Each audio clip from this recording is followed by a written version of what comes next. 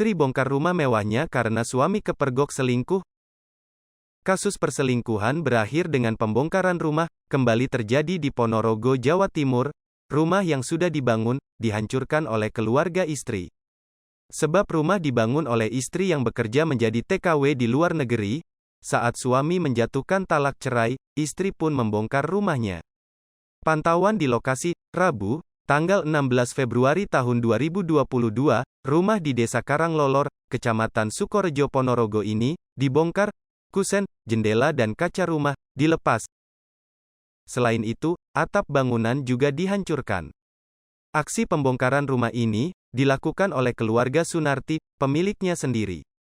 Sebelumnya, Sunarti menikah dengan Rohani, tahun 2011 dan dikaruniai seorang anak. 2 tahun lalu, Sunarti bekerja menjadi TKW di Taiwan. Hasil bekerja, diwujudkan rumah, di sebelah rumah orang tua Rohani, setahun lalu. Ternyata, saat istri di luar negeri dan rumah sudah jadi, sang suami selingkuh, dengan wanita lain. Bahkan, Rohani menjatuhkan talak cerai, hendak menikah dengan perempuan lain. Karena rumah dibangun dan dibiayai oleh Sunarti, ia menuntut rumah dibongkar. Rohani pun setuju dengan pembongkaran rumah. Proses pembongkaran rumah masih berlangsung.